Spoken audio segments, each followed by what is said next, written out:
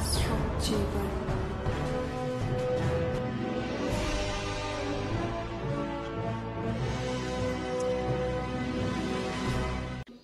दोस्तों, मेरे चैनल से जुड़ने के लिए आप इस चैनल को सब्सक्राइब करें, बेल आइकन को प्रेस करें ताकि आपको मेरी लेटेस्ट वीडियो देखने को मिलती रहे।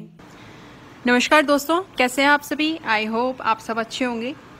दोस्तों, अगर आप स्टोन्स में बिलीव करते हैं तो आज मैं आपको बताऊंगी कि कौन से ग्रह का और किस राशि का स्टोन आपको पहनना चाहिए। दोस्तों, केवल राशि मालूम करके ही हमें रत्नों का चुनाव नहीं करना चाहिए। अक्सर हम ये देखते हैं कि लोग अपनी राशि पता करके स्टोन पहन लेते हैं, या अक्सर लोग अपना नाम जान करके मेरा ये नाम है तो मेरी राशि कौन सी बनती है तो स्टोन बता दीजिए। ऐसा नहीं होता है दोस्तों। रत्नों का चुनाव जो है हमें जन्म पत्र दिखा करके उसमें जो लगन कुंडली होती है उसको आप अच्छे से चेक कराइए, तब कहीं जा कर के आपको रत्नों का चुनाव करना चाहिए। क्योंकि देखिए, अगर आपकी मेष राशि है तो देखिए, मेष राशि तो जाने कितने ही लोगों की होगी, तो इसका मतलब ये तो नहीं कि हर एक को जिसकी भी मेष राशि बनती है उनको मंगल का रत्न पहना दिया जाए। ऐसा नहीं होता है बिल्कुल भी। दोस्तों, राशि कब बनती है? राशि जब बनती है जब चंद्रमा जिस भी राशि में बैठ जाता है तो वो राशि आपकी मानी जाती है। और साथ ही साथ दोस्तों, जब चंद्रमा छठे, 8वें या 12वें भाव में बैठ जाता है तो हमें उस भाव की जो राशि बनती है उस भाव में हमें उसका रत्न नहीं पहनना चाहिए।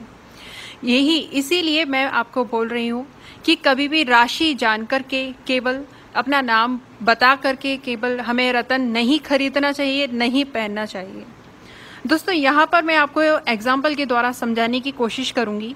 यहाँ आप देखेंगे कि चार्ट 1 को देखिए। यहाँ पर चंद्रमा छठे भाव में बैठा हुआ है और जो कि किस में बैठा हुआ है? मीन राशि में। अब यहाँ पर चंद्रमा छठे भाव में बैठा हुआ है तो छठा भाव कौन सा भाव होता है? छठा भाव दोस्तों दुस्ताना भाव कहा जाता है।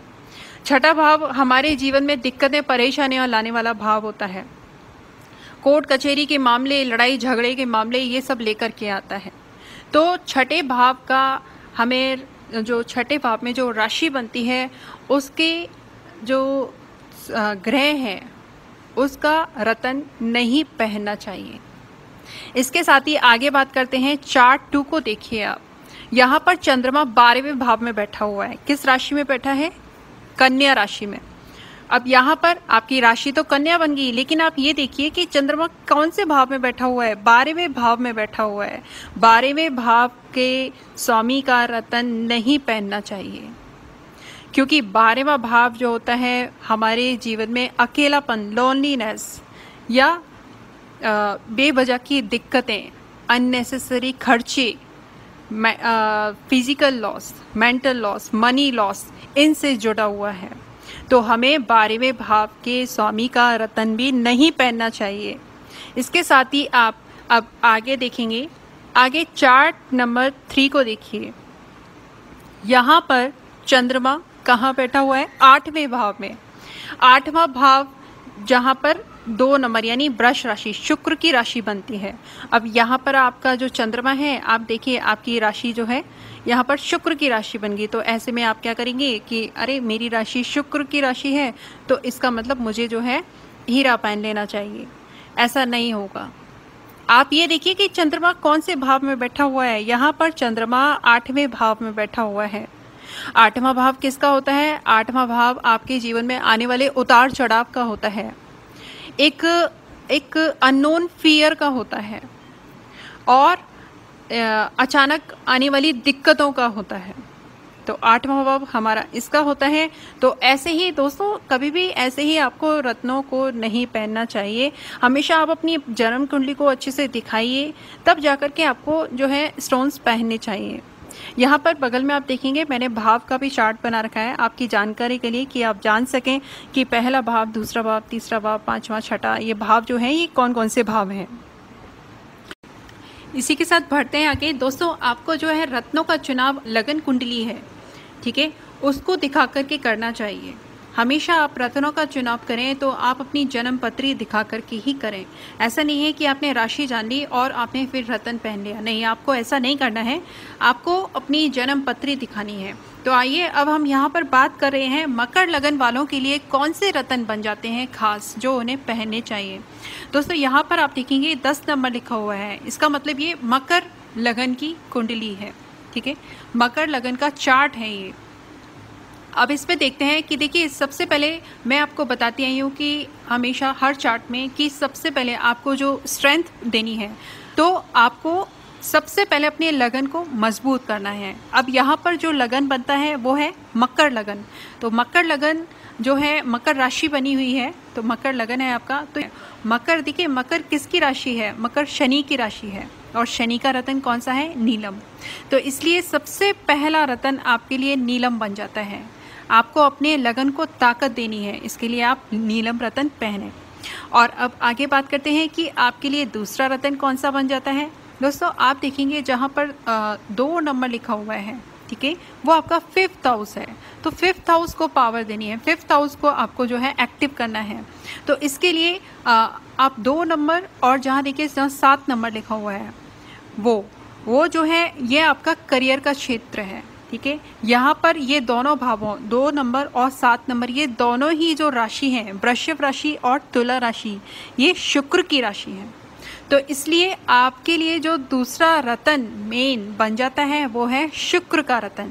ठीक है, आप चाहें तो आप डायमंड पहने या आप चाहें तो ओपल पहने। ये नीलम और हीरा, ये 2 रत्न आपके लिए बनते हैं। आपके लिए शनि का रत्न और शुक्र का रत्न, ये 2 रत्न आपके लिए बनते हैं। आप बिल्कुल इन्हें पहन सकते हैं। अगर शनि जो है आपके 1st हाउस में है, यानी जहाँ 10 लिखा हुआ है वो आपका 1st हाउस है, पहला भाव है, वहाँ अगर शनि की प्लेसमेंट है, सैटर्न की प्लेसमेंट है, तो आप बिल्कुल पहन सकते हैं नीलम का रत्न। और दोस्तों इसके साथ ही मैं आपको बताना चाहूँगी कि देखिए जहाँ 3 नंबर लिखा हुआ है, 5 नंबर लिखा हुआ है और 9 नंबर लिखा हुआ है, यहाँ देखिए मैंने ये क्रॉस कर रखा है। तो यहाँ पर मैं आपको बताना चाहूँगी कि अगर शनि की प्लेसमेंट या शुक्र की प्लेसमेंट इन नंबर में आ जाती है, या तीसरा देखिए जहाँ 3 लिखा हुआ है वो 6th हाउस है, छठा भाव। जहाँ 5 नंबर लिखा हुआ है वो 8वां भाव है, और जहाँ 9 नंबर लिखा हुआ है वो 12th हाउस है, 12वां भाव। तो अगर इन भावों में छठे, 8वें और 12वें भाव में शनि और शुक्र, इनकी प्लेसमेंट, शनि की प्लेसमेंट आ जाती है, तो आपको नहीं पहनना है। अगर शुक्र की प्लेसमेंट, शुक्र यहाँ विराजमान हो जाते हैं, शुक्र यहाँ बैठ जाते हैं, तब भी आपको शुक्र का रत्न नहीं पहनना है। दोस्तों मैं कभी भी प्लैनेट्स के स्टोन्स को रिकमेंड नहीं करती जो 6th house, 12th house, 8th house में बैठ जाते हैं। तो ये मैंने आपको जानकारी दी है कि मकर लगन वालों के लिए सबसे मेन स्टोन्स कौन से बन जाते हैं। इसके साथ ही दोस्तों मैं आगे आपको यही कहना चाहूँगी कि आप आगे अपना जो स्टोन्स का, रत्नों का चुनाव भी करना चाहते हैं, तो उसके लिए आप एक बार जन्म पत्री जरूर दिखा लें। तो इसी के साथ दीजिए मुझे इजाज़त। मेरी वीडियो देखने के लिए आपका बहुत बहुत धन्यवाद।